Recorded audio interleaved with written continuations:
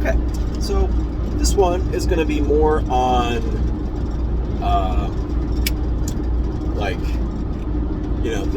more on the disparity between marshals and spellcasters, but specifically some stuff I've seen around, and in a few homebrew subclasses, class reworks and stuff, is the idea of giving marshals spell-like abilities. And more specifically, or more generally, less specifically, this is mostly the idea of basically you give marshals a bunch of special moves they can do, and then a system very similar to spell slots to fuel those special moves. So, in a level 2 fighter might have 4 level 1 technique slots, move slots, special slots, something like that. Whatever you want to call them, it doesn't matter. And that fighter might be able to pick from a list of special moves. And you have to kind of balance them versus that fighter's normal attacks. Like if that fighter is swinging a greatsword at level 2 for 2d6 plus strength, then some of these special moves, depending on their other properties, have to do more damage. So he might have a single, say he's got one special move he can use that's a targeted individual strike against one target, and use the spell slot or use the technique slot,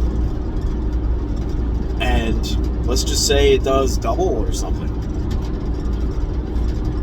Or, well, if we were to use spell progression and rough spell layouts, it's for example, for a normal wizard is throwing a firebolt as a cantrip for 1d10. Then they're throwing a chromatic orb for 3d8 against single targets. So we can use roughly that kind of layout. So you should be doing roughly 3 times ish, slightly lower. So let's say it's then you, for this precision, we'll just call it power strike. You make let's say you make your attack roll as normal, and if you hit, instead of just doing your weapon die plus strength, it does 3 times your weapon die plus strength. So it's a way to do bigger spike damage, more or less, against a single target. Now the real question is are these full turn things?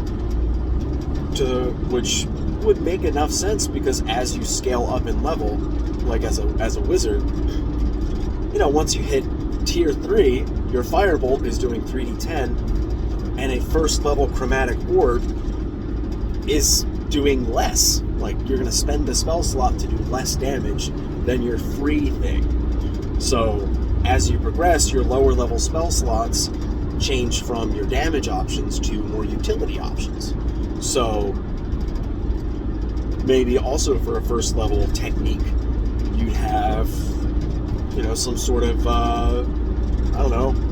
just some athletic boost, you can roll,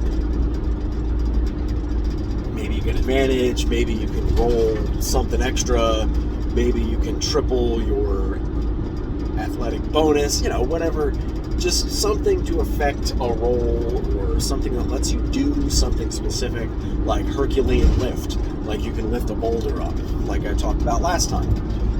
Catch a boulder as it's flying at you guys, then throw it back at whoever launched it initially. Things like that. This is probably the most robust way to do something like this. And after it's written out, it requires a lot less interpretation. Because if you're just gonna let your marshals do cool stuff, it's always on a case-by-case basis, and the DM has to arbitrate that a little more. Whereas if you had a technique that specifically says, like, oh, hey, you can do this. You can, lift a car or punch a guy through a wall, whatever it is. But it also lets you diversify your tactics, and it's with a system that's proven to work. Like, the spell slot system is a pretty good overall system. Like, you have a lot of options, blah, blah, blah.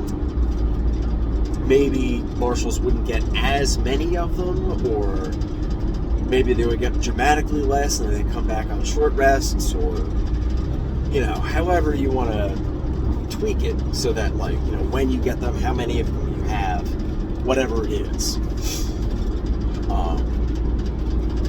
But I've seen some talk about these types of systems before, and generally they're a lot more work to, like, if you were going to homebrew a whole system like this, it's a good deal more work to get off the ground, but once you have it, it's there. You don't have to do anything. But in my experience, a lot of the time, you don't necessarily need a system like that, and you can instead just tailor the magic items you give to your marshals, and maybe they get a few more magic items than, like, most spellcasters would, or there's just more magic items tailored to them. Magical heavy armor, shields, weapons, special gear that lets them do stuff that wouldn't benefit spellcasters as much. And that requires a bit more finesse in the item crafting as well, but or even just, you can give, like, feats here and there, like the Iaido quick draw feat we just homebrewed in the Ugliest Man Alive campaign. That one's going to work great. Raskus, that character, is going to very consistently keep up on the average damage front. But you can always do stuff like that. Like, let's say, especially if a player character has some, like, racial resource, like, say they're a Protector Aasimar with the wings and the aura and shit. Maybe you give them, maybe they're a spear wielding paladin, so they've got, like, a Valkyrie vibe. Okay, you lean into that. So that now you give them this feat that they get at a relevant point in the story. Or they can get it through an ASI, and you say, like, hey, I'm going to homebrew this feat for you, blah, blah, blah. And what it might let them do is, when they're in their celestial form, the protector form, whatever it's called, when they're in that form, maybe they can do, like, dive bomb attacks. Like, if they're at least 15 feet above the enemy and then they fly down, they'll do extra damage, or, they can knock shit prone, or they've increased critical, whatever you want to do. Or maybe it's a bonus action. Like, if you dive bomb a target, you can do this extra dive bomb attack as a bonus action. So you get an additional attack, which I think conditional bonus action attacks are cool. I like those.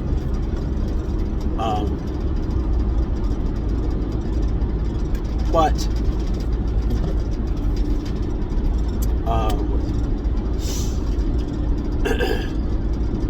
you also have to be mindful of, like, what are the restrictions on these attacks.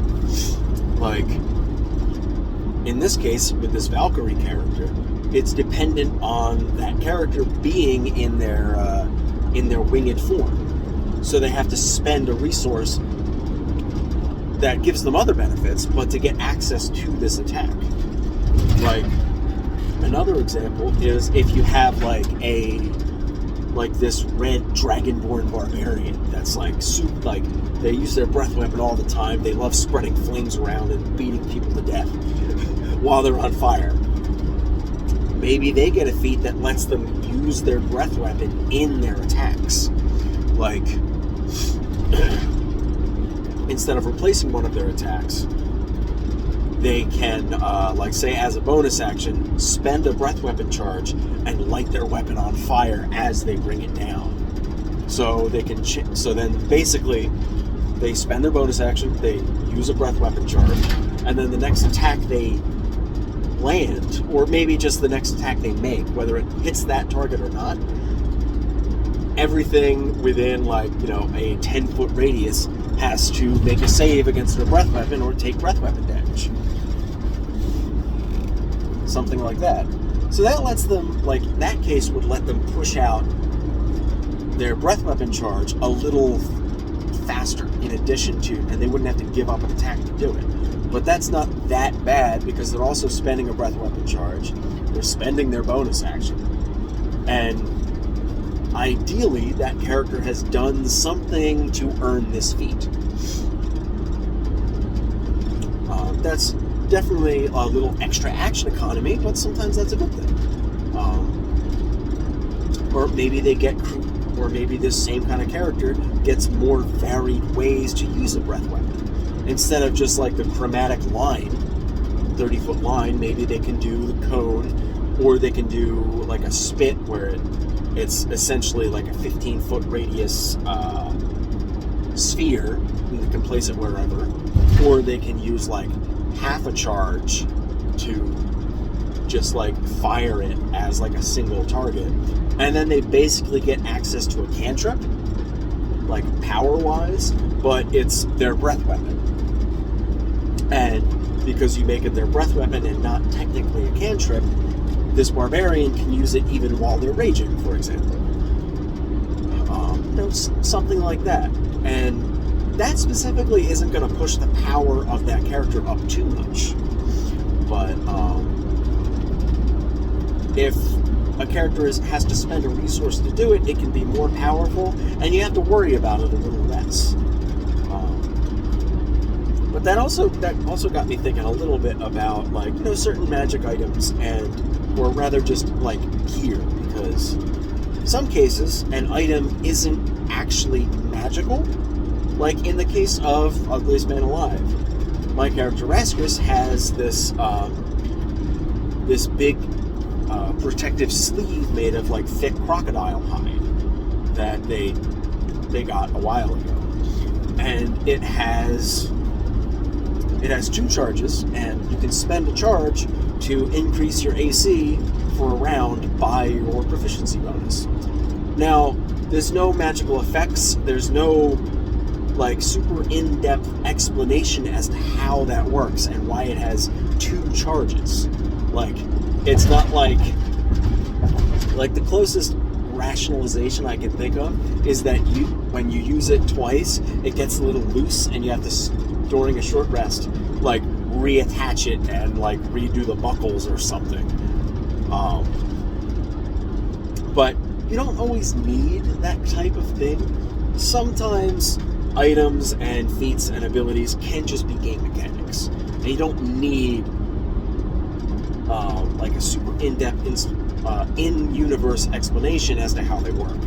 This is easier with magic items because, like, okay, this thing has charges and it does stuff. Why? Because it's magic. Well, if it's not magic, then it might be a little harder to conceptualize. But yeah, like, you can always give marshals like extra stuff like that. And circling back, I do really like the idea of giving marshals spell-like abilities. I don't know if I would like tack it on to any games in progress, but it's an idea worth playing around with. And maybe you don't give a marshal like an entire multi-level technique spell slot system. Maybe you just give them a technique they can do twice a day. Or maybe you can give them a pool of techniques. Like, you know, they get 3 or 4 techniques and they get a total of 6 uses a day. And they can use and they can use 6 techniques a day, choosing from this pool that they know, which is basically just Battle Master maneuvers anyway, and it works slightly different. So if you're going to do anything, like, superiority die is also a really great system. It's sort of like, it's lower stakes, but maybe lower stakes is the wrong word, but that's also a really good system that you can ape. Like, or the psychic die for the soul knife and the Psy Warrior. That's a good system too, like having a pool of dice you can use to do things. That also works. There's a lot of ways to do this. But shoring up, generally, to wrap it up, shoring up martials, not a super difficult thing to do. There is some nuance to it, but definitely something you should strive to do if you notice your martial player is struggling. They might not be, depending on your team. There we go.